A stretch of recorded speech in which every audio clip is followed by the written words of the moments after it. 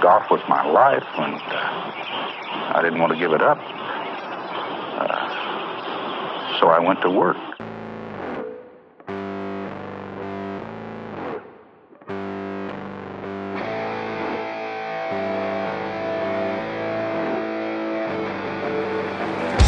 And remember the name, for at just 9 years of age, Rory McIlroy from Hollywood is following in the steps of his golfing hero, Tiger Woods. Oh my goodness.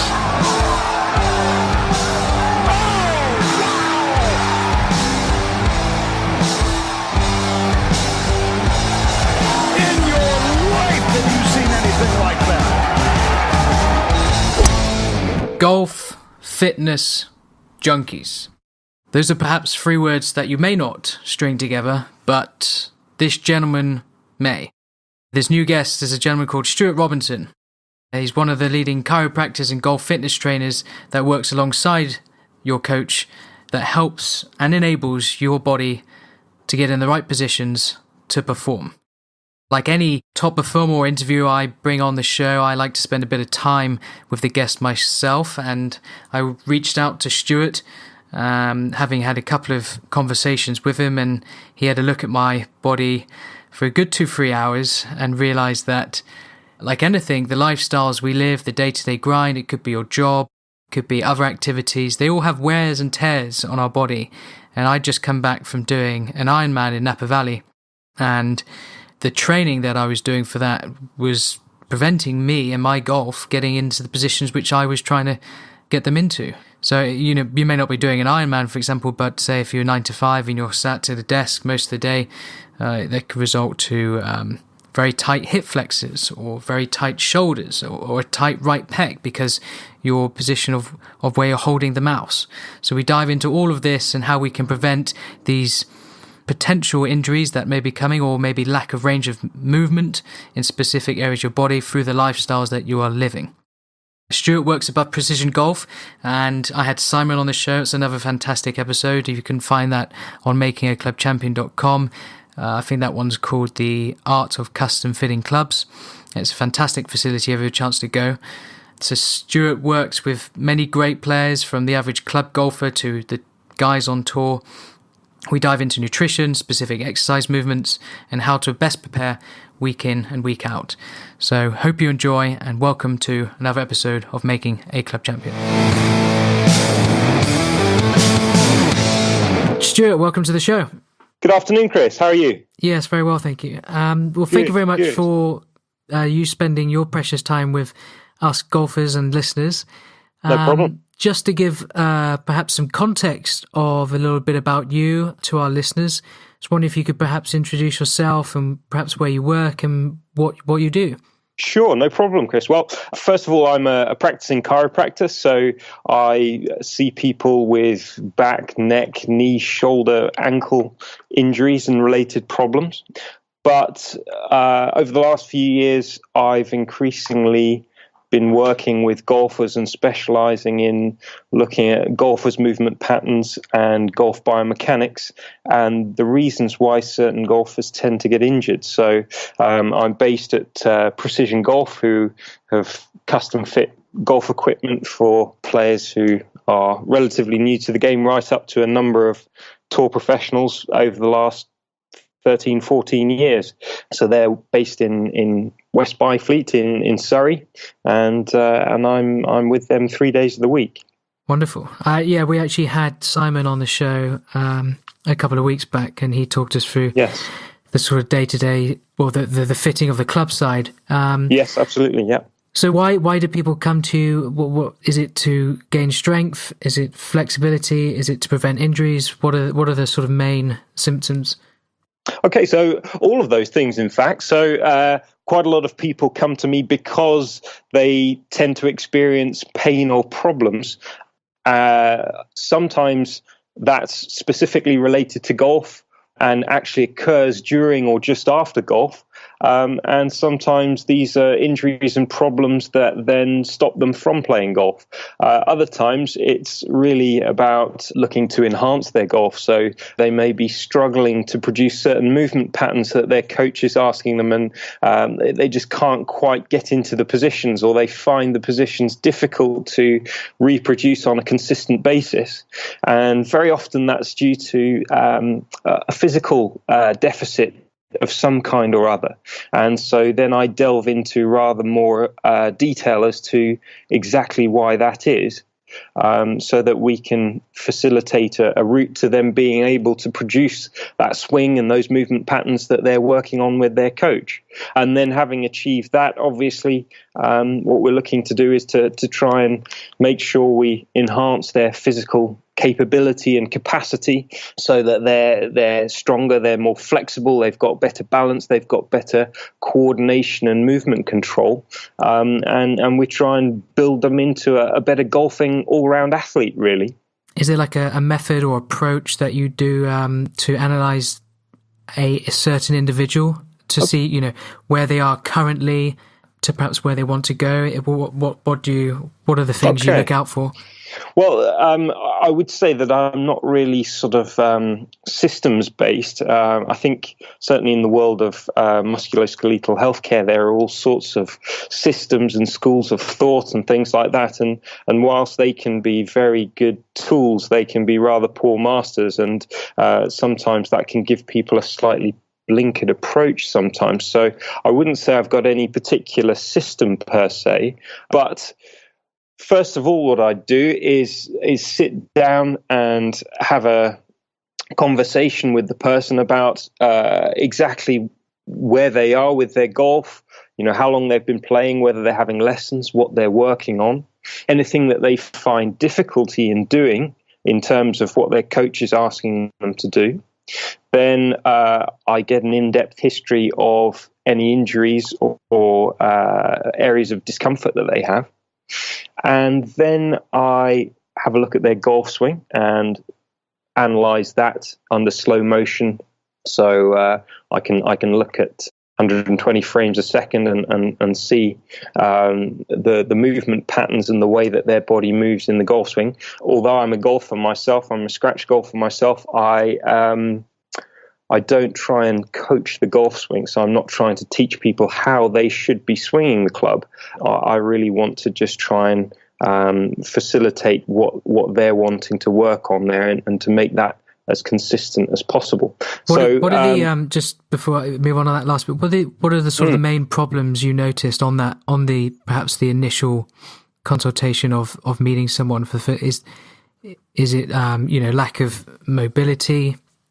Right, absolutely. So yeah. Just what I'd then do is to assess them functionally. So I'd look at all the ranges of movement in their spine, in their shoulders, in their elbows, wrists, hips, knees, ankles, and then I'd look at their balance. I'd look at their flexibility, how well they can coordinate certain key movements and how well they can stabilize certain areas of their body when they're making large or powerful body movements. And then we actually look at scoring their core muscle endurance, because that's very important in a game that lasts potentially 4 hours if you're playing one round of golf, and potentially longer if you're warming up beforehand, going onto the driving range, or playing 36 holes. This can be even longer than that. So in answer to your earlier question, I'd say there are certain patterns, and that usually depends on the age and the daily, weekly habits of the individual. So let's say I've got a 7 handicapper who's 45 years old and works a 60-hour week in an office. Well, what I would typically tend to see there are areas of deficit in terms of flexibility.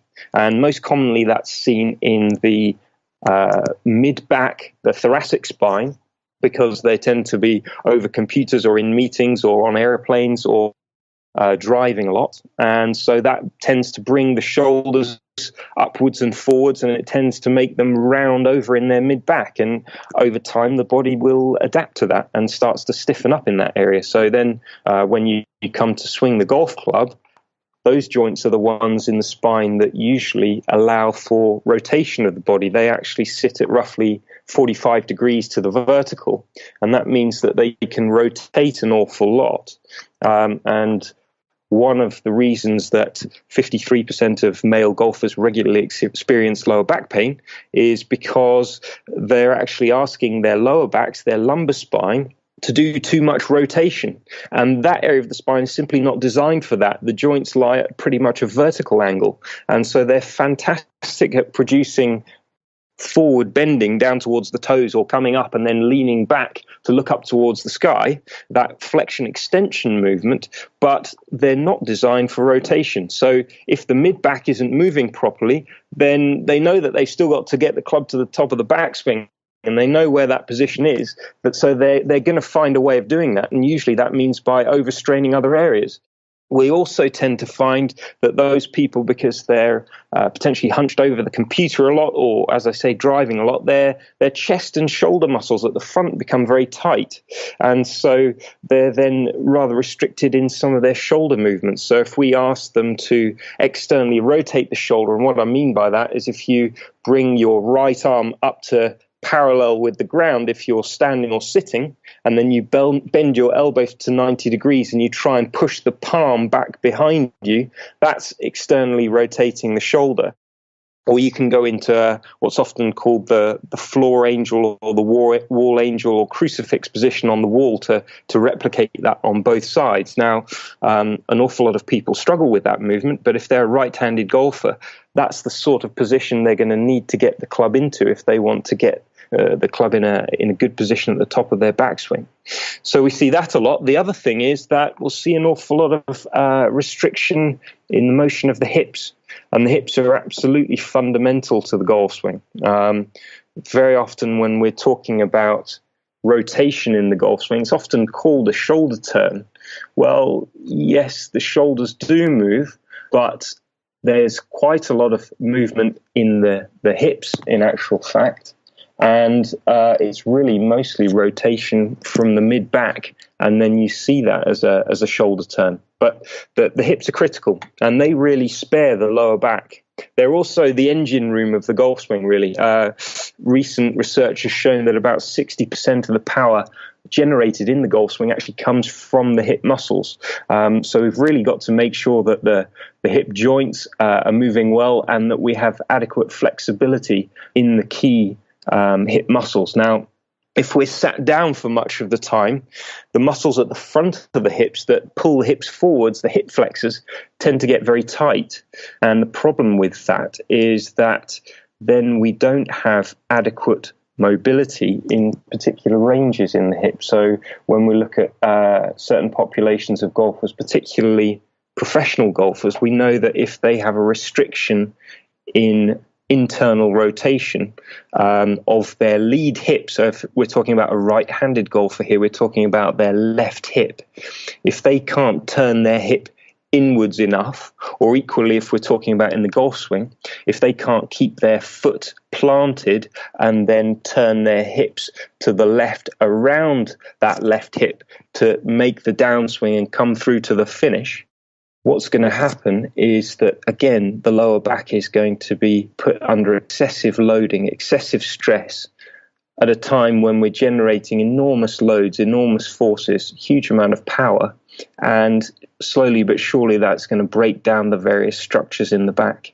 And that's going to lead to problems. So in that category of player, you very often see those patterns of lack of flexibility. And that's just mainly down to their lifestyle or day-to-day habits, being yes. in that sort of 90-degree angle exactly in the office chair.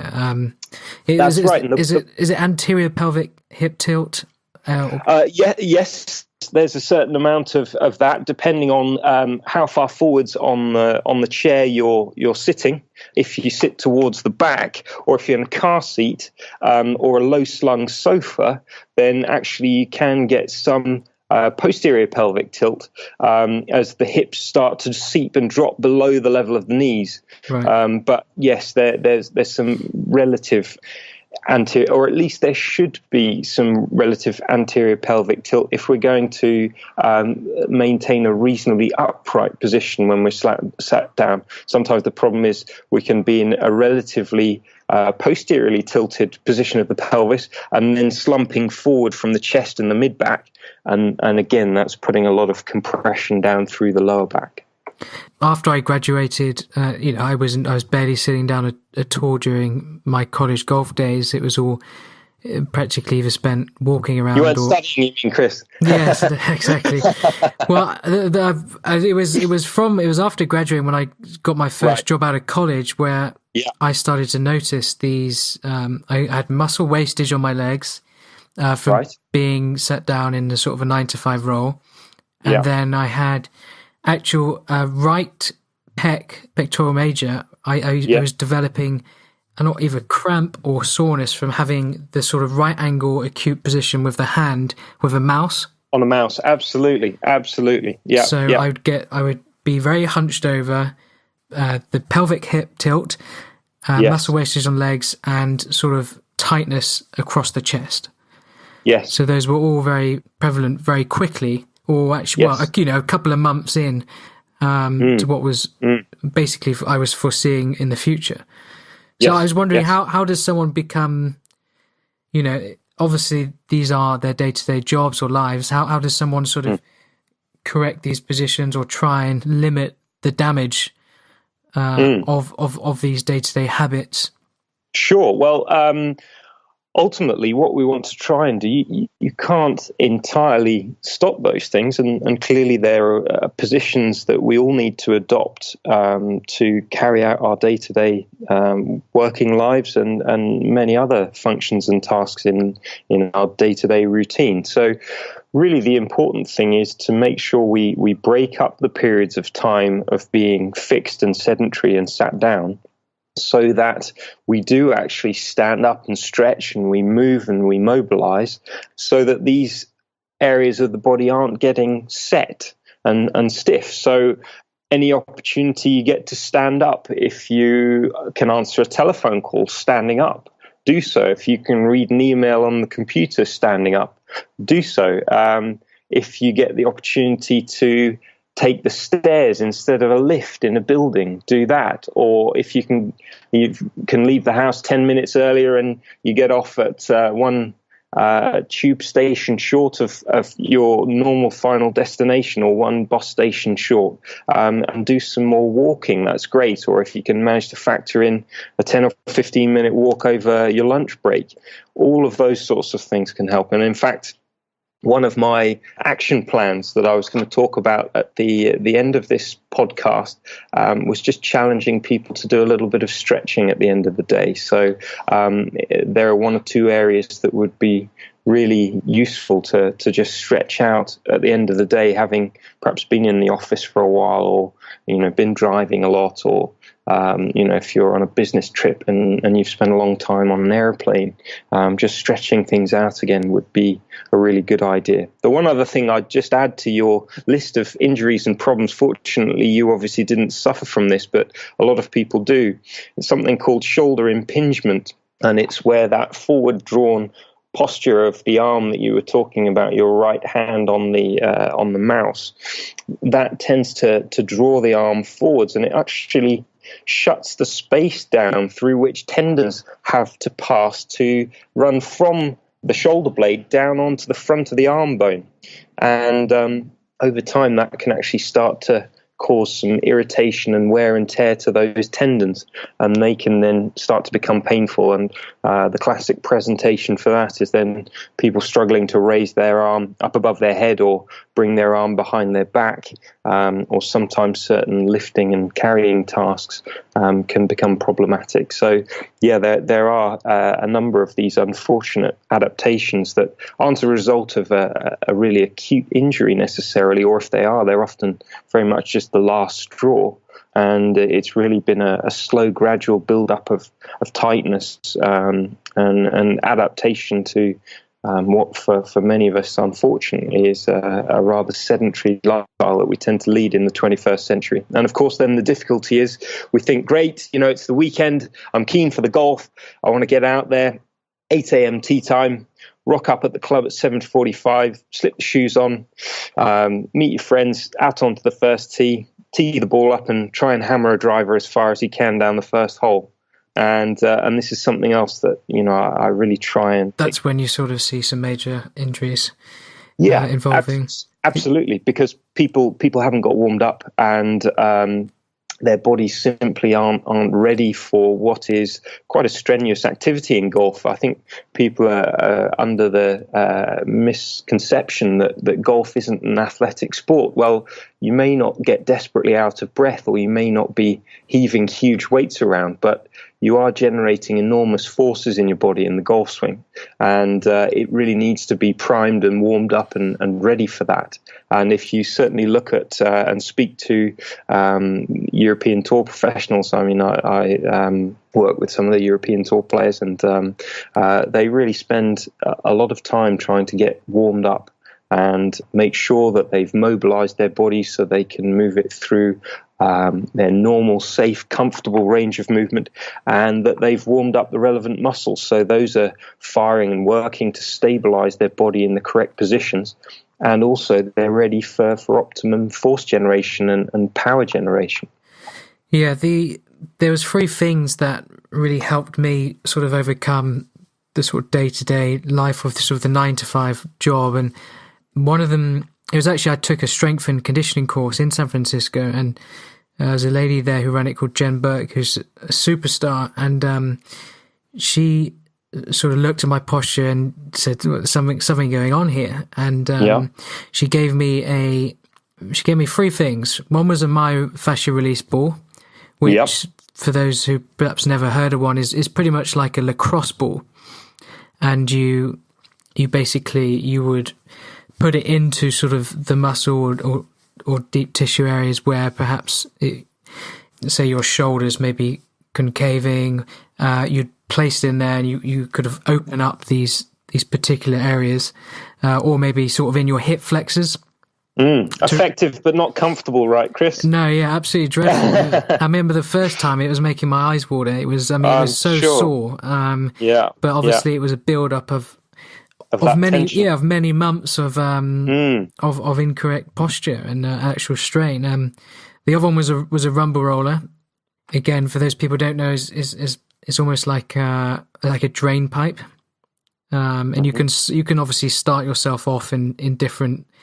Or a foam roller, sometimes called foam roller. A little soft, you can start off with a softer version, like a foam roller, and then you can really up the ante with ones with pretty terrifying little knobs on it, which can really get in the sore parts of the muscle. Yes, exactly. Yes. And the other one was a gym ball, actually, like a yoga ball, and you sit on that instead of a chair, which obviously engages the core muscles.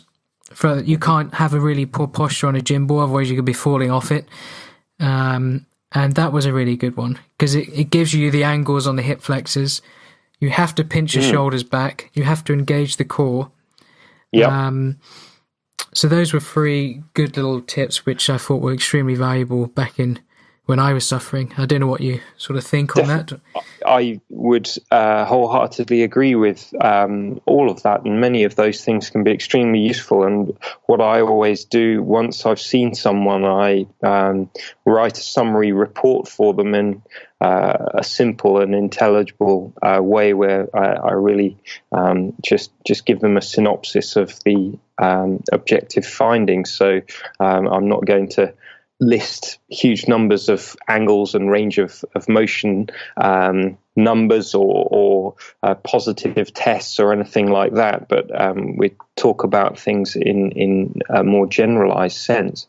But I also give them a short equipment list, and very often it certainly includes things like foam rollers and the gym ball or Swiss ball. I think that the one thing I would just add to that, Chris, is some of the more recent research on biomechanics of the spine in relation to sitting postures is that absolutely, I'd completely agree with you. For about 15 or 20 minutes, people will sit with very good posture on a gym ball or a Swiss ball. After that, they do tend to start to slouch over a bit. So it's a slightly different posture from that you'd see when they're sitting in a poor office chair.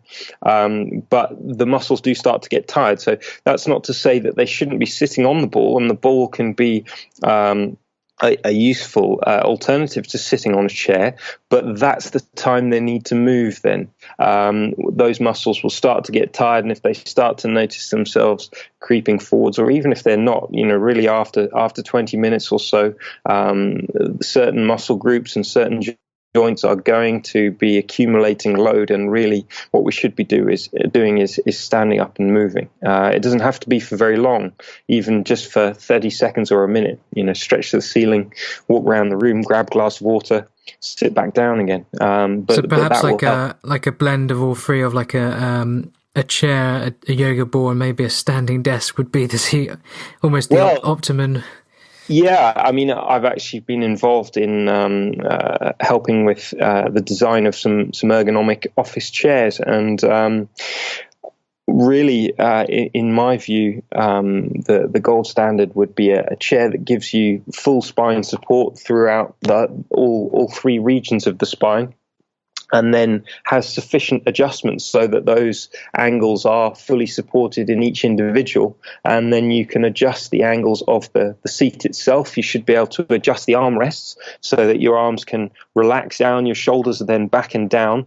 Many chairs are concave, and so they tend to round out the shoulders. So look for one where you can actually rest your arms and shoulders back into the correct position, so you're actually engaging those lower shoulder blade stabilizing muscles. And from there, you should just be able to relax your elbows to 90 degrees and be supported by the armrests underneath you. And then any pumps to pump additional air into the seat or the lower back area would be ideal. Obviously, changing the angle of the back as well. All of those things will help to alleviate the stresses from accumulating in certain areas of the body, but ultimately there comes a time where there's no substitute for standing up and getting the walking muscles engaging and working again, and just getting the body mobile.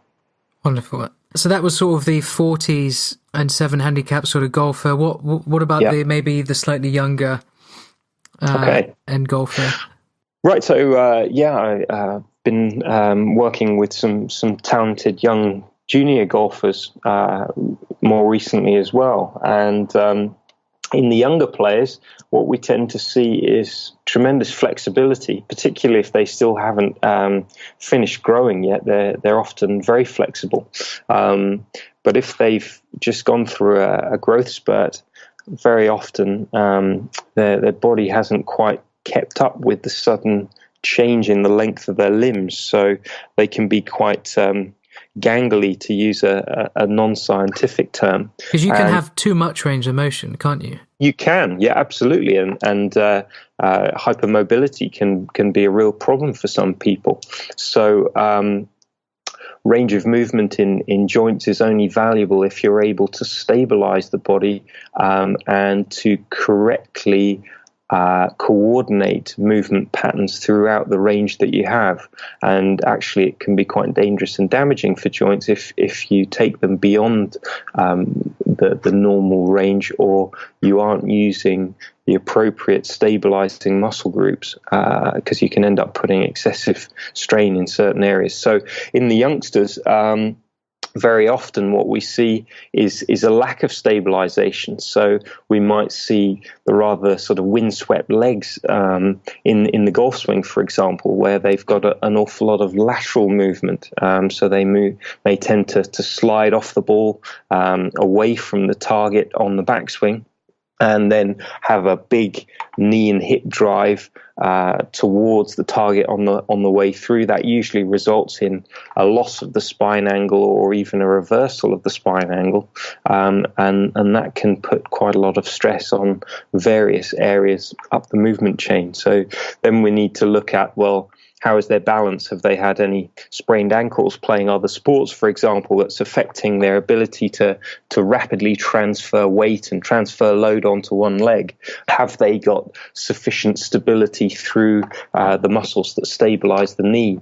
Are their buttock muscles, their glute muscles really firing and working to stabilize the pelvis underneath their spine and allow them to powerfully rotate and transfer their weight whilst being able to maintain their spine angle? And obviously, in relation to maintaining the spine angle, it's very important that there's balance in all of what are commonly termed the core muscles. So really what we're talking about are the muscles that provide a muscular belt or corset around the spine, and really act like guy wires for the spine, a bit like the wires or the strings that you pull down on a tent to hold it sturdy and then to anchor it down into the ground. Those muscles act in a similar way for the spine, and so we need to make sure that all of those muscle groups are in balance, both one side to the other and also front to back.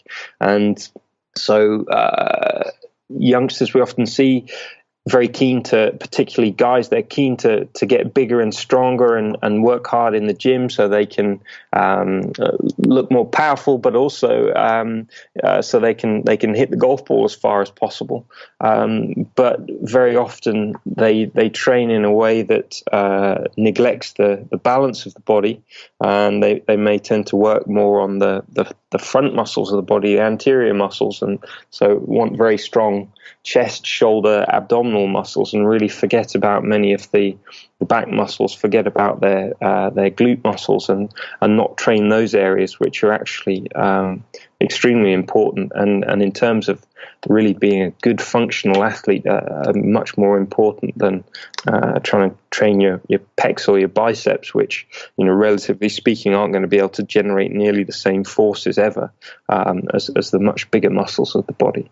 Yeah, so basically you have like two contrasts of say golfers there. I mean, you could effectively get, very tight and unflexible golfers in their early teens, such as myself, as like they were in their 40s. But say if you have these sort of over flexible sort of athletes, and then you've got these very tight and very limited range of movement in the sort of 30s, 40s, and 50s, and obviously somewhere in between that is the sort of, I'm guessing the optimum sort of body for performance, I guess. That's right, and the other thing is in men and women. Women obviously tend to be able to maintain better flexibility throughout their lives.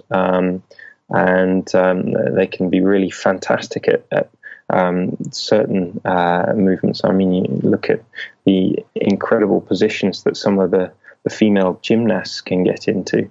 It's really, really quite amazing. But, that can have negative consequences in the long run. So in terms of golf, sometimes you see ladies that arguably have too much flexibility and have too great a range of motion. So you see the club collapsing at the top of the backswing in a really long position. So if they're a right-handed golfer, they might almost see the club out of the corner of their left eye, a really long sort of John Daly length backswing because of the incredible range of movement that they have, or perhaps the lack of stabilization there. So ultimately, you can try and correct some of those things, and we are all individual, we are all different, and so there's no hard and fast rules. We all tend to fit into certain kinds of categories to a greater or lesser extent, but it's always dangerous to pigeonhole people, and that's why really we all need a fairly thorough assessment of these things if we're going to carry out a training program to really make sure that we're doing the right things for us, and some of those things need to be obviously adapted over time, and for certain people that have got injuries, they need to be aware of that as well, because even some days they might be more sensitive than others, and so their capacity to exercise may be less on those days, and so they might just have to respect that and maybe go for a walk or do some light stretching rather than trying to do more power-based or weightlifting-based exercises. Right, yes, I was going to ask, that was my sort of question touching on was, what does a sort of regime look like for perhaps someone with limited range of movement? And then what does the sort of regime look like for someone who has sort of too much range of movement? Because I'm guessing golfers are sort of fitting on that scale, and like anyone I have on this podcast, I like to dive in deep into what they believe in, if that's coming up for a lesson with the coach or having, even with Simon, I got all my clubs fitted by him and then had him on the podcast, and I did the same with you. And I remember after my assessment with you, the range of motion was a pretty clear conclusion that it was very limited. And the classic thing I did then was I didn't work out or even go to the gym for a month and a half afterwards, because I was too scared of getting stiff, and I didn't want to sort of, Well, I wouldn't be at all scared about going to the gym, and that's not a problem. Really making sure that you exercise muscles before you stretch them, and exercising will involve obviously contracting them. So that can be in a way that's encountering very light resistance and very high repetitions, such as being on a cross trainer or an exercise bike, or it could be doing some reasonably vigorous weightlifting.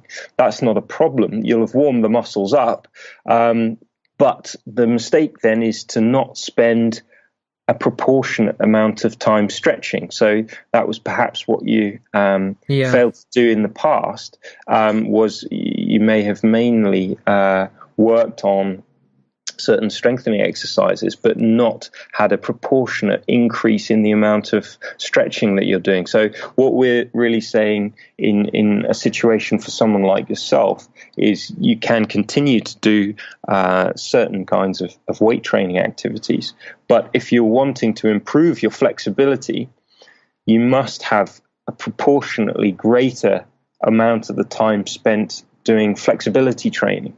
Otherwise, what would the ratios look like on that? Say for someone who obviously enjoys going to the gym, but say this guy also just despises stretching, but he has to do it in order, to get actually, if his golf coach is saying get onto the right side because you're too sort of on your left. What percentage can he say lift weights, do his running, swimming, and biking? But also, he has to do his stretching in there as well. So how would one break that sort of time down? I would say then, if you're talking about doing your cardiovascular-based training, your running and your cycling and your swimming, let's say you've got 90 minutes where you're gonna be training for an hour. I would say you'd want a ratio of 1 to 1 to 2 in that situation, where you're doing your cardiovascular training, you're doing your weightlifting, and then if you're really keen to try and improve your flexibility, a ratio of 2 dedicated to flexibility. Now, that may not need to be the case for that long, and if you did that, you would find that the range of movement would increase really quite quickly. And it's also a really good time to stretch after you've done those other exercises, because the muscles are going to be nice and warm. They're not going to be stiff and viscous like they are if you've been sitting down for a long period of time, or when you first get up in the morning. I think a lot of people make the mistake of trying to stretch first thing in the morning when the muscles are stiff and cold. So you really want to make sure they're well warmed up. So after you've done your workout is the ideal time to be stretching. And it's really a component of fitness that's essential to a golfer, and it should be seen as such, that flexibility. So it's very much a key component of your workout, not something that is kind of optional to do at the end for 2 or 3 minutes, just as a cursory glance in the direction of flexibility, because that will have a negative consequence ultimately in terms of what the sort of movements they're able to achieve in the golf swing. So, but those ratios can then change and be adapted as that range of motion improves, and then you might be able to go to 1-to-1-to-1 there, or even reduce the stretching down a little bit more than that. I think the other thing to say is if someone's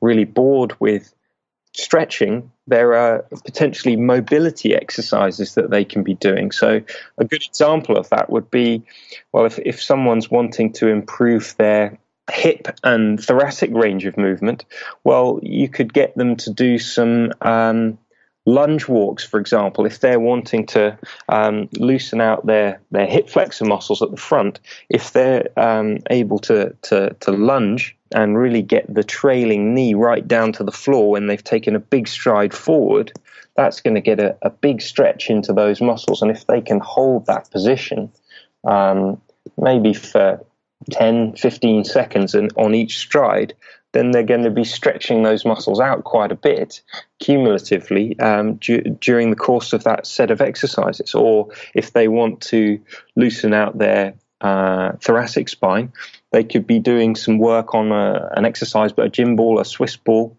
lying on their back and bring their arms up in front of them over their chest and rotating their arms all the way round to their right as if to make their backswing, and then all the way round to their left as if to make the follow through. And they're really going to be stretching and mobilizing through their mid-back doing that.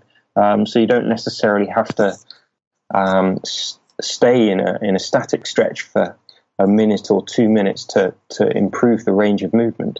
So you can be doing things in that way, and that's perhaps more interesting. And then you can even build in a certain amount of resistance associated with that. So then they could start to hold a light kettlebell or a medicine ball and start to then rotate in that plane of movement.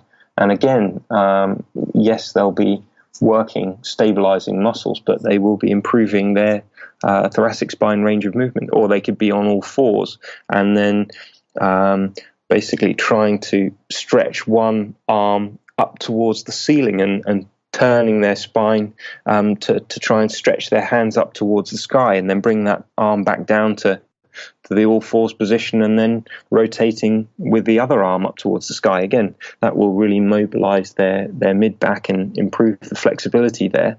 And that's something you can do in repetitions rather than just holding a static stretch. So there are a number of different ways to achieve these flexibility goals, and it doesn't necessarily have to be the standard rather laborious stretches that people might assume they are, leaning up against the wall or just lying on their back not doing anything. So sometimes those things can be useful, but some dynamic flexibility is really what we're talking about in the golf swing. So if people quickly get bored with static stretching, then as long as they're safe to do so, they can potentially move on to other things quite quickly. What sort of range of time should someone be holding and reps for, say, flexibility exercises? Okay, so this is a controversial issue, so you're probably not going to get an absolute answer out of me on this one. I would say if you're doing a static stretch, ideally a minimum of 30 seconds and up to a minute, even 2 minutes could be good. If you're doing repetitions, I think as long as it's cumulatively perhaps over a couple of minutes, you're still going to be getting a good stretch out of there. So that might represent, let's say, 12 of those lunge walks, where you're then striding forwards, holding for 10 seconds, and then striding forwards again, holding for 10 seconds, etc. And then doing the same on the other leg. So that would probably be sufficient to really get a good stretch through those hip flexor muscles. And the athlete that has too much range of motion, what would the ratios be looking like for that individual in terms of time spent in the gym?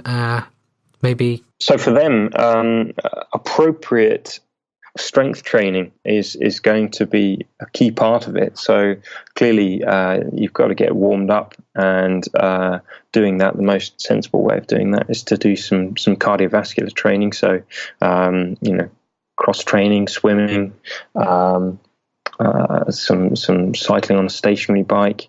If they're good at rowing and they've got good technique, they can potentially do that. And how long would that take or last for?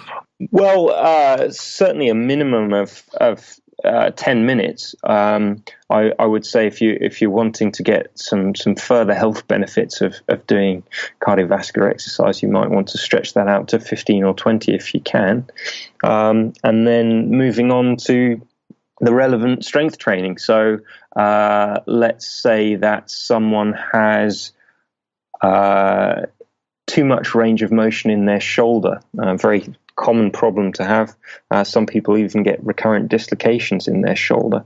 Thing about the shoulders is they have fantastic mobility, but because of that, we sacrifice the stability. It's in structural terms, the polar opposite from the hip joint, which has a very deep capsule in which the leg bone sits in. So the acetabulum, the socket, is very deep in the hip, and the head of the femur, the head of the thigh bone sits into that deep socket, and it's very stable. Whereas in the shoulder, we've really got this very shallow cup that the arm bone sits into. It's deepened slightly by the labrum, a specialized piece of cartilage, and that helps to stabilize it somewhat. But really then what we rely on is a complex network of different muscles, the rotator cuff being very important for that.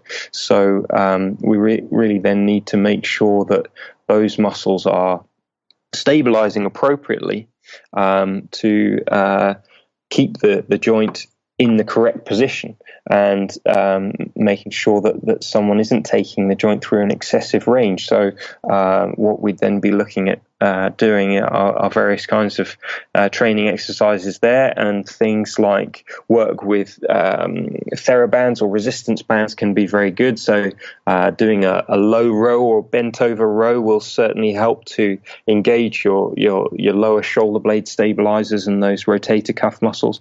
Then doing some turning outwards of the wrists whilst the elbows are in towards your sides, external rotation movements, very important and very good to do. You can then do some lawnmowers, as they're often called, the action of externally rotating the shoulder as if you're starting a lawnmower.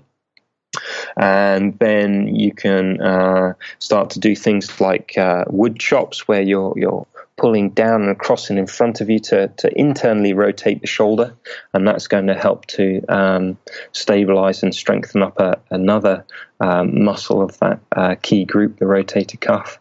And potentially you might want to even work on some of the upper muscles of the shoulder. That's relatively rare that you would do that, because generally they're already too strong and tend to overpower the lower shoulder blade stabilizers and the rotator cuff. But you may wish to do that in someone who's really hypermobile. So, but yes, obviously doing that sort of training, you've got to make sure that the muscles are in balance. That's the key thing.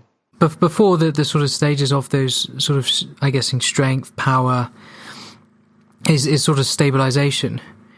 Yeah, absolutely. So if we're looking at the sort of stages of training and the things that people need to get right, I always think first and foremost it's really important that they have correct movement patterns and correct muscle activation. So we want to be making sure that various actions through the trunk and the spine. So whether that's squatting, whether that's lunging, whether that's rotating to throw a ball or to hit a golf shot, or even bending down to pick something up off the floor.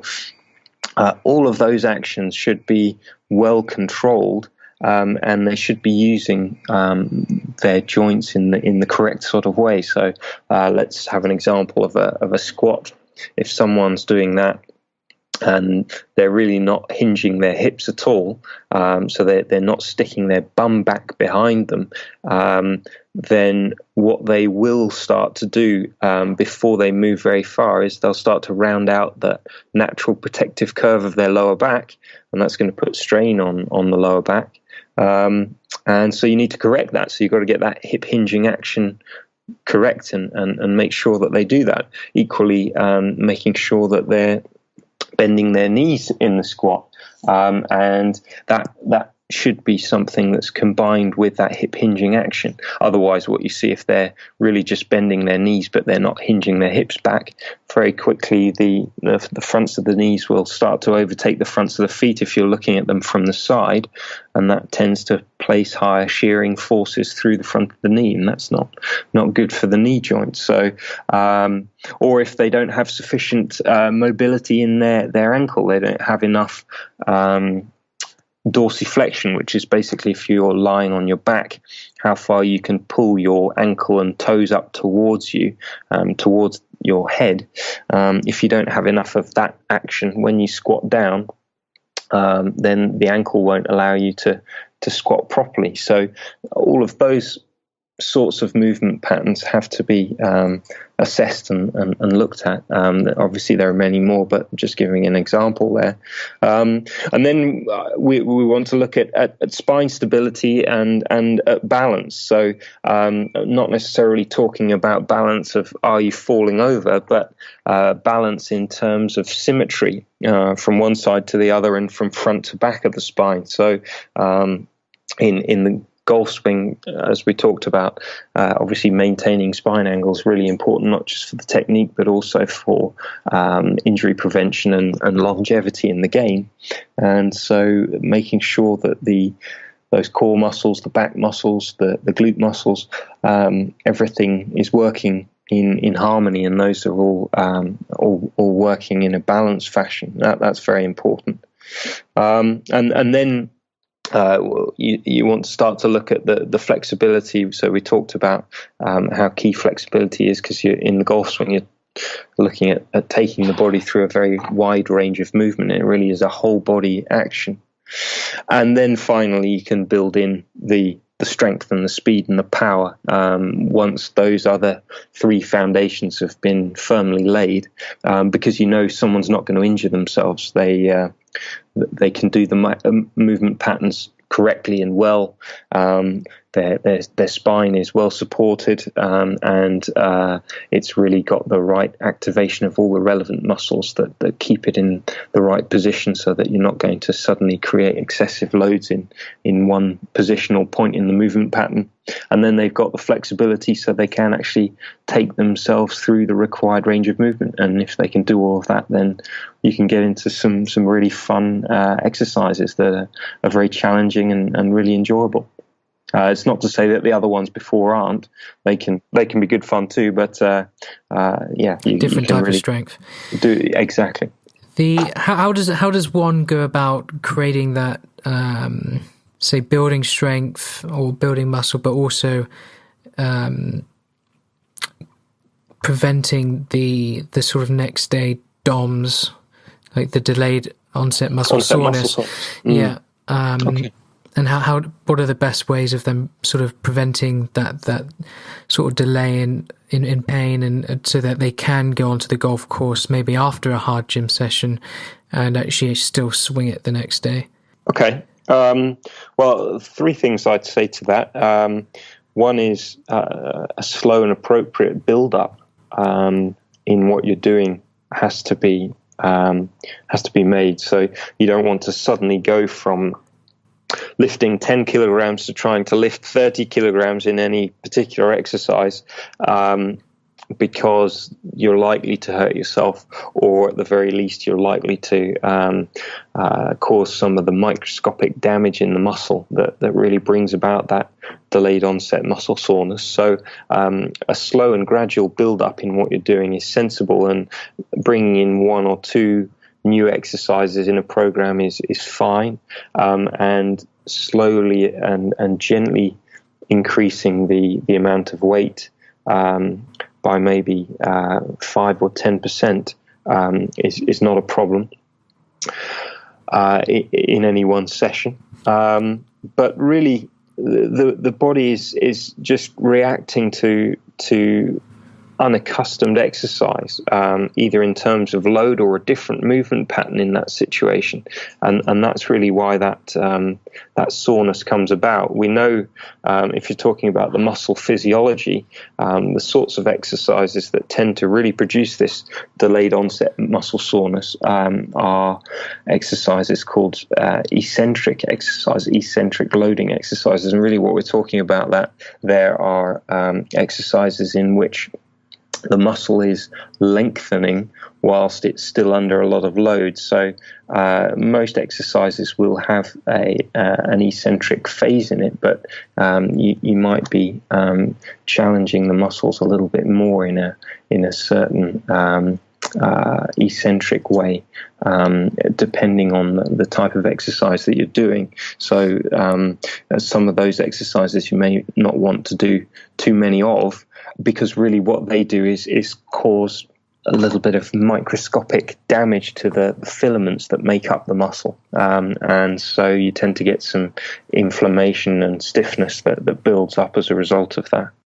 The only other thing to say is that for some people, it might work well to do a heavy strength training session the day before going and playing golf, but that may not necessarily be the best routine for everyone. So you might find that some players tend to very much focus on their strength training during the off season, and do more then, or at times when they're not playing so much competitive golf, or they might decide that they're going to have a couple of strength training sessions in the early part of the week, and then maybe Thursday and Friday they have a couple of days where they're doing other exercises, so they're fresh and ready for the Saturday morning medal or a club championship or whatever it happens to be. Fantastic. And in terms of the I know this is a very it could be a very vague question, but in terms of the reps and sets, and maybe the timing of those reps within those sets, what should that be? It should be more explosive movements? That depends on what you're aiming to achieve. So right, say if someone is in the strength, so they've gone past the stability stage and they're going into strength and power. Building strength and speed and power. Yeah, okay, fine. Well, it again. Let's take that example in terms of training their what commonly termed their core muscles, the spinal muscles, and their back muscles, the abdominal muscles, the obliques, the ones that run around the sides. We still need endurance in those areas. So really what we'd be looking at is high reps, and we might want to actually compound the sets of those exercises together, so that we're really trying to fatigue those muscles quite a bit, to make sure that we build up the endurance in those muscle groups, because if you're hitting lots of golf balls or walking around the golf course for 4 hours, they've got to be able to keep working and firing and making sure that your spine angles are maintained and that the body's adequately stabilized. However, let's say we're talking about your glute muscles, the buttock muscles, that, as we said, are really the engine room of the golf swing and produce an awful lot of power. Well, then we'd want to do much lower repetitions with a higher weight. So we might be then looking at only doing 5 or 6 repetitions, or if they're really, really advanced, maybe even only 2 or 3 repetitions, and making sure that they're carrying out those repetitions with perfect form, and that they're absolutely doing it as explosively as they can. And then they have a good rest, and they maybe come back to it either 20 minutes later or maybe even not at all, because they're absolutely trying for all-out maximum there.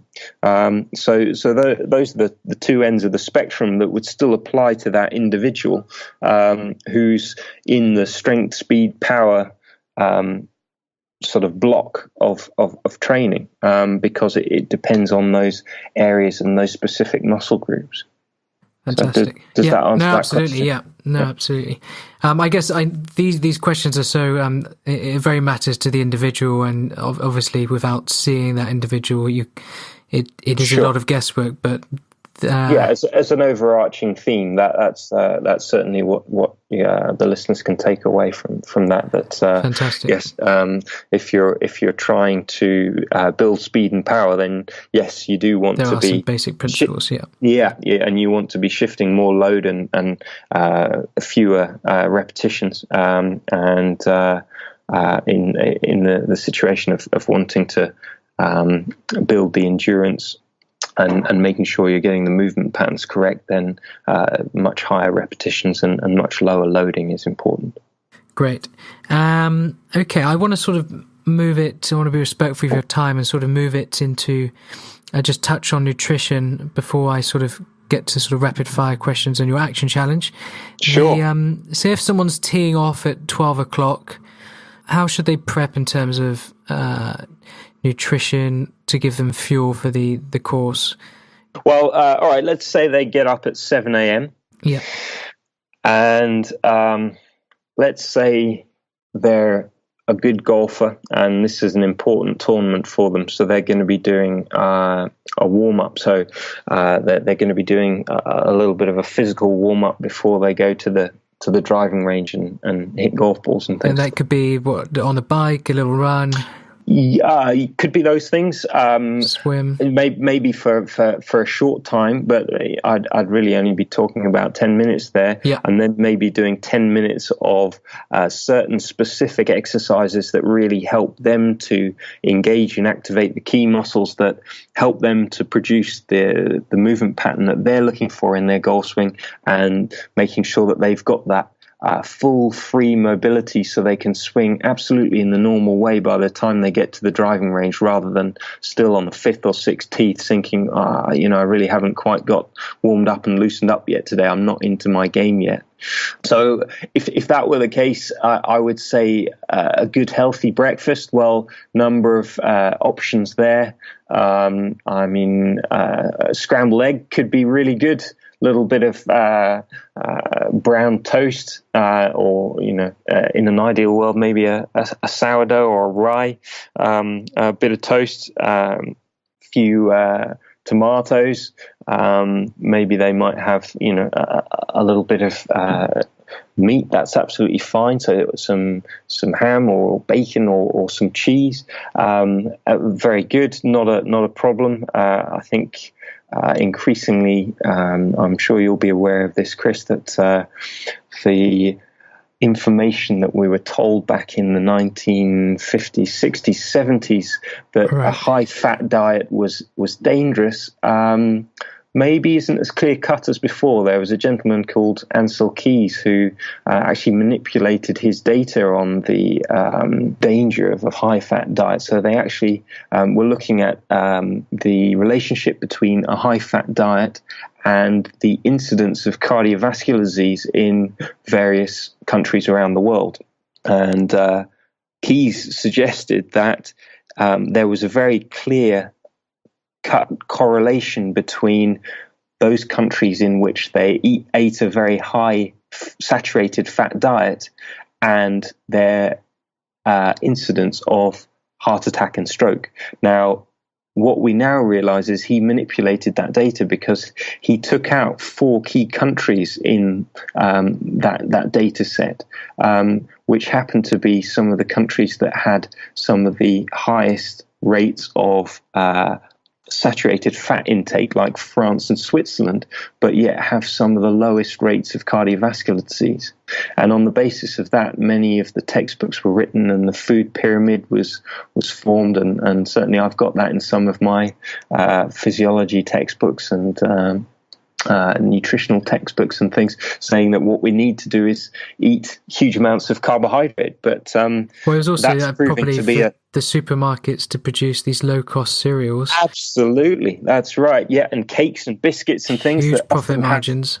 Huge profit margins, and that was wonderful. That was music to the ears of those in power in the United States at the time, because they were wanting to increase the profitability of the grain farms out in the Midwest, and so that was perfect. And there was a very well qualified doctor and a scientific researcher from the UK called John Yudkin, who actually was a person who actually didn't feel that Ancel Keys was correct, and whose research suggested that really eating a very high carbohydrate diet, and particularly a diet that contained a lot of sugar, was very much the cause of an awful lot of ill health and disease, and really we're finding that to be the case, and that essentially Yudkin was right, and so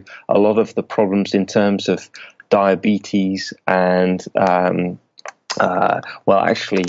heart attack and all sorts of other health problems are rather more related to high refined carbohydrate and sugar intake rather than fat. So I'm not saying that people should eat fried breakfast every day, not saying at all, but all of these things in moderation, and certainly eating oily fish and things like that's excellent as well. That's been better publicized, but having some saturated fat is not necessarily a problem, and all of these spreads and things that were made very popular, vegetable oils that were then hydrogenated by blasting hydrogen at them at high pressures to basically make a liquid into a solid at room temperature.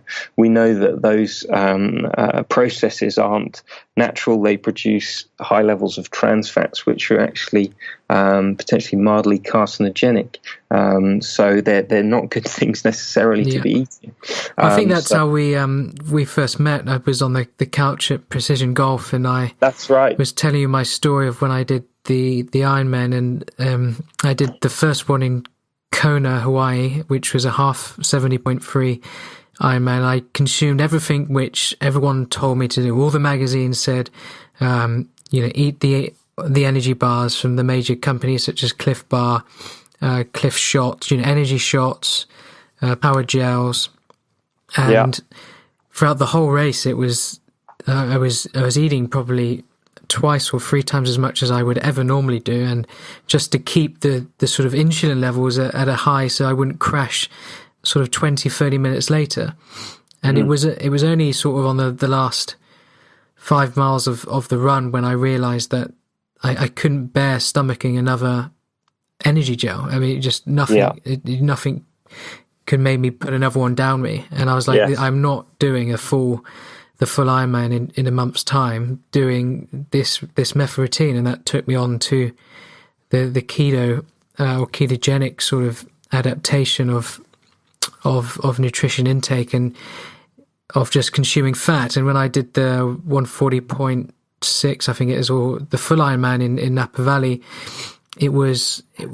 I consumed nothing but fat, and it was just cashew butter and coconut oil, and probably consumed no more than 20 grams of sugar out of the whole day, which was 14-15 hours, which I had in one bar, which I'd have consumed in probably 20 minutes on the last one, and probably about 250 or 200 grams of sugar in total.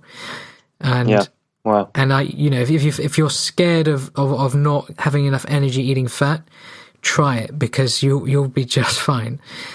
Absolutely. I mean, interestingly, gram for gram, fat's got far more calories in it, so that certainly won't be a problem. So they're about four calories in 1 gram of carbohydrates and 1 gram of protein, but 9 calories in 1 gram of fat. But the interesting thing is that the body metabolizes and uses these fuels in a different way. And one of the things that's often been forgotten about consuming sugar is that it does cause the insulin spike that you were talking about. Insulin's the hormone that essentially tells the cells of the body to take up sugar, to take up glucose, and to bring it into the cells. So the amount of sugar in the bloodstream will then drop as a result of the insulin release.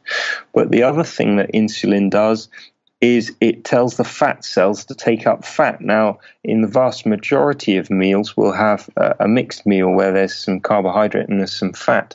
So really what insulin will then do is say, well, here you go, muscle cells and all the other cells of the body, you run on sugar, you burn that sugar, and we're going to store the fat. So that actually then potentially can start to have problems if you're very often consuming sugar. So if then someone gets to 11 o'clock and they think, oh, I'll just have a little snack bar, and they'll consume that, and then they maybe have a relatively sweet bread or a bit of dessert or something just before they go out for their game of golf to play at midday. They have an early lunch, and there's sugar in there. Then again, they'll get that. Yeah, you're riding the spike. wave almost. And exactly, and so they then just constantly need to keep topping it up, because it's a very readily available form of energy that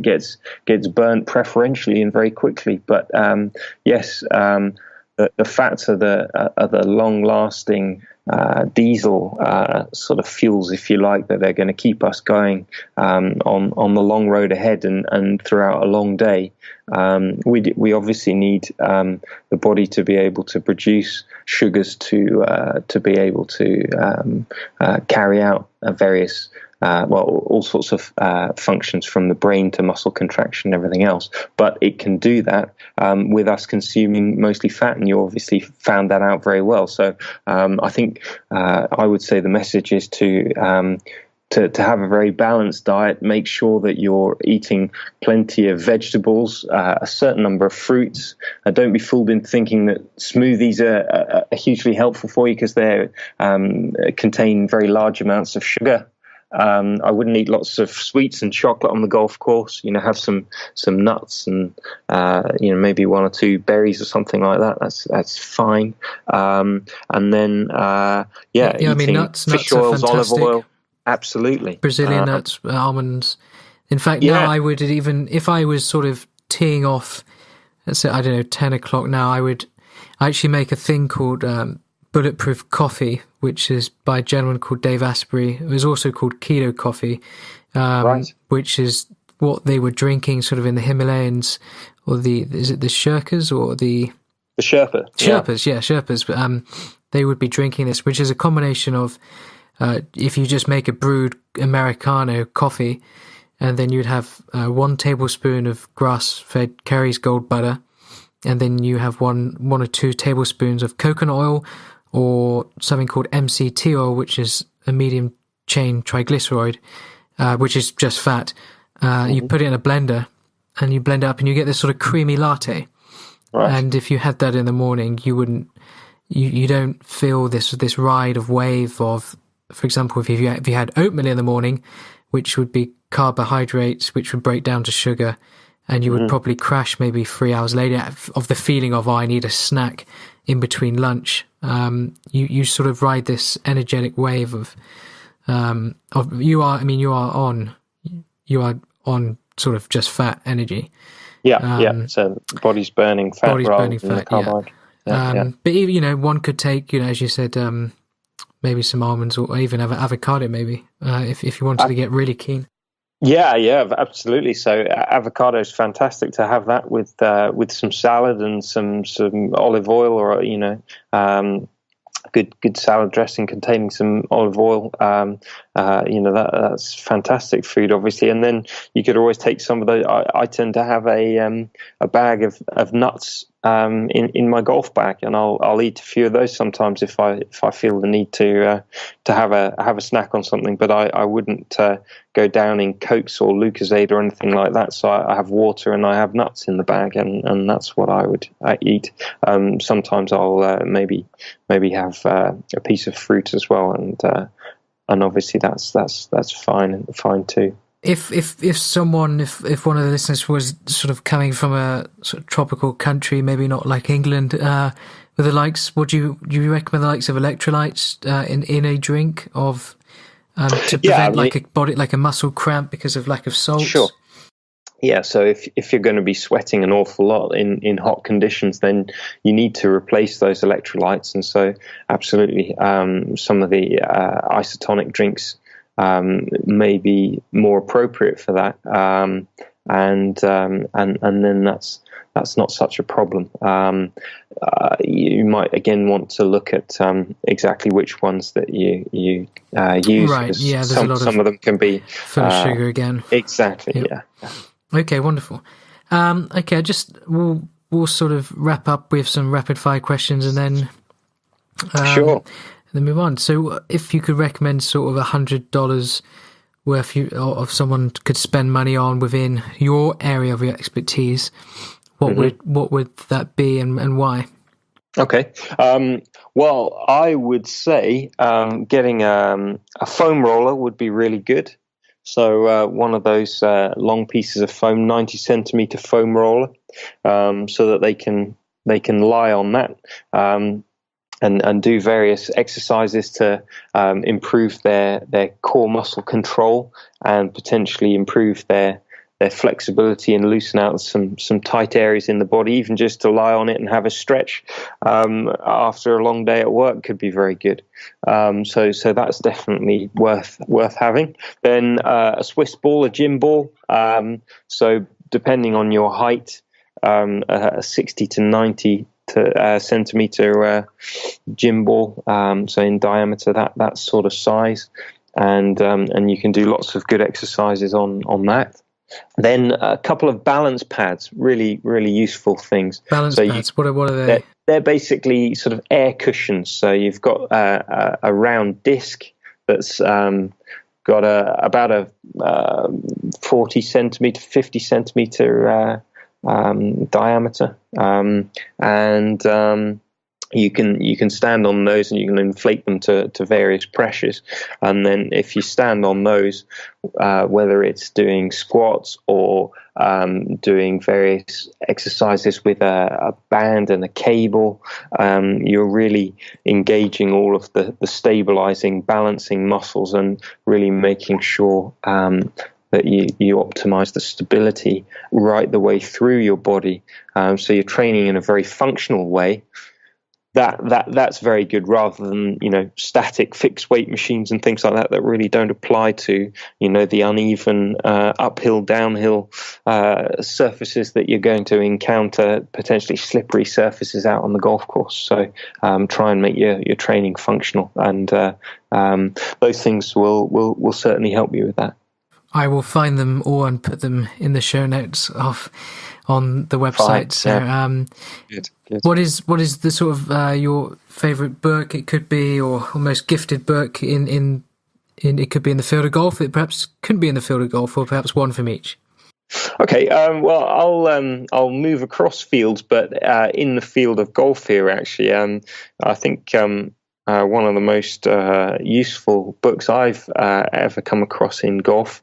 It's actually by a guy who I was chatting to last week. I was the warm-up act, if you like, in terms of the lectures that evening before Carl Morris, who's a guy who's got a PhD in sports psychology, and he's worked with a number of major champions, and he wrote a book called Golf: The Mind Factor with Darren Clarke. Never heard and that of was it. Yeah. right. Okay, Yeah. really useful book. Very approachable, and some very good little sections that can help you put some of those psychological principles into action, which is obviously the most important thing. And he really breaks down the thought patterns and emotions that many golfers experience, and how to maybe try and think about things and approach the game in a different way. So I would say that's a very useful book. Wonderful, fantastic. Yeah, I've never heard of that one or come across it. Okay. Do you have a sort of favourite quote or? Well, I like the quote that Ben Hogan came out with: "The secret's in the dirt," because I think as a golfer that's very appropriate. Never heard of that one either. Okay, so ultimately, I think that has connotations for wider life as well. That you can't get something for nothing. You've always got to put the time and the effort in. So, there are no absolute secrets. I think golfers are always desperate to find the next secret, and they flip from one thing to the next. Well, what do you think he meant? My first thought of when you said that was the divot, but I don't know. What did you think? What do you think of it? Yeah, I mean, you can interpret that in many ways. So you can interpret it in terms of hitting lots of divots out on the practice ground. Obviously, Hogan was renowned for doing a lot of practice and perfecting the golf swing that he had, and so he used to spend an awful lot of time hitting golf balls. So I would interpret it as going out onto the practice ground and putting the time in and working on your game is going to be an important route to success. So working hard at your game, but obviously also those who like to analyze individual golf shots, well, you can certainly pick up an awful lot from what happened in the swing into the golf ball according to the direction of the divot, how deep the divot is, whether it's deeper on the heel or the toe end. There's a lot of information to be gained from that. Potentially, obviously, also if you've got a marker as to where the ball was, where did the club enter the ground before or after contact with the ball, etc. So I think you can many different ways, read and interpret lots of different things into that quote, which also makes it interesting, I think. I love it. Great find. Okay, so the action challenge. Each person we have on the show, we give them an action challenge of something which the listeners can sort of try and implement, a drill, exercise, or reading, or something in your field of expertise, which you believe that sort of every golfer would get a lot out of. So fire away. Fine. So I would say 5 minutes of gentle exercise a day. And really, is that in the morning, evening, or? I would say in the evening. Okay. Because I think most of that would for most people, they're going to get benefit out of stretching. So stretching out their hip muscles. So lying on their back, bringing one knee towards the opposite shoulder to stretch out the buttock muscles, and then doing the figure 4 stretch where they just loosen out the hip. So that's basically bending one leg and resting the foot of that leg just above the knee of the other leg, and then dropping the knee down towards the floor to create a sort of 4 shape of the 2 legs. That can be a very good stretch to do, very, very useful. Then a little bit of thoracic spine mobilization, so doing what's often termed the cat exercise, so on all fours where you're arching your back like a cat does when it's stretching, just to loosen the back up and then dropping the tummy down towards the floor and looking up towards the ceiling. That just loosens the spine out. And then from that on all fours position, just gently trying to rotate the arms up as I talked about before. So rotating one arm up towards the ceiling, just very gently and slowly, and then bringing it back down again, and then rotating the other arm up. So you're just gently turning your mid back The other thing that you can do is, if you've got your Swiss ball, you can lie on that and rotate as if you're making a backswing and a follow through. Again, mobilizing your mid back on there. So even just doing those stretches would really help, just to loosen out the areas that tend to get stiff in golfers if they've been at the desk or the computer or driving for a lot of the day. And even, I guess, just with rubbing it on a rubber roller or Yeah, sure. Yeah. Loosening those areas out. The other thing, maybe just a little bit of a lunge stretch. So just taking a nice long lunge and gently dropping the knee down towards the floor, and then bringing their arms up to 90 degrees with the ground, and bending the elbows to 90 degrees in that angel position that I talked about earlier. Whilst they're doing a lunge, that's really going to help to open the body out, and it's going to stretch out the hip flexor muscles. It's going to stretch out the chest and the mid back. And then if you really want to challenge yourself a bit more, you can do a little bit of rotation towards your backswing and a little bit of rotation towards the follow through to just gently loosen things out, doing that as well. Wonderful. Well, thank you so much for this, Stuart. This has been absolutely fantastic. No problem for anyone who sort of wants to reach out to you, or where can they find you? You online or any social networks? Or Yeah, absolutely. So thing to do is to first and foremost look at the Precision Golf website. So that's www.precisiongolf.co.uk. And then they can find me on there. The other thing is they can look at Intelligent Golf Performance, and that's intelgolfperf.com. Fantastic. I'll put this all in the show notes for everyone to find. Sure. And that details my work, and also the work of a pro I have close collaboration with, Stuart Cartwright, and our collaborative work is on there, and a bit more about what we do there too. The other thing is, you can look at the Precision Golf YouTube channel as well, and we've got a few bits and a few pointers and exercises and things up there for people as well. Fantastic. I think it's like I went and saw another coach who does.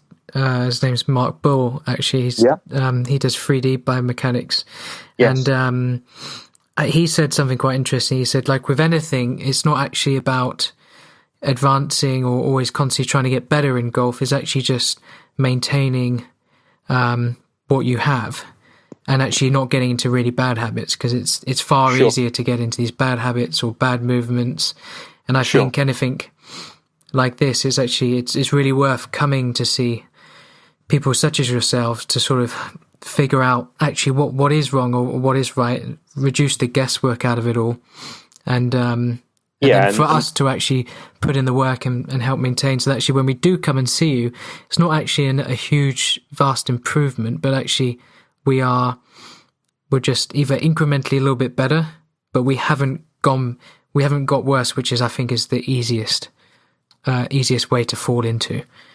True. Yeah, I mean, I think the thing is, when everyone's pressed for time in modern worlds, you want to make sure what you're doing is the most efficient route to success as possible. And so if you're working on all elements of your game, then that's obviously really going to help. And the physical side is a tremendously important part of that. And actually, for a lot of people, they can make really quite significant gains with relatively little investment in time, and it can have obviously wider health benefits as well for them, doing all sorts of exercise if it encourages people to go and even do a little bit of exercise, even if it's just half an hour twice a week or 3 times a week. They still get significant benefits from that, and if it's specifically directed to improving their golf, then fantastic.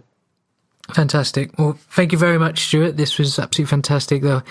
Again, another wonderful guest, and there's so much valuable content which the golfers and listeners can apply to their game. So this has been absolutely brilliant, and thank you very much. Thank you, Chris. Take care. Bye-bye. Bye now. Thanks again for listening to Making a Club Champion podcast. If you love the show, don't forget to leave a review. If If you want to take immediate action on what you just learned, head over to www.makingaclubchampion.com, where you'll receive your own personal action challenges from the latest guests, all of the show notes, strategic philosophies, and much, much more. If you want even more from the show, head over to Instagram at makingaclubchampion, where you'll receive lots of golden nuggets and gems and goodies. Until next time, thanks for listening.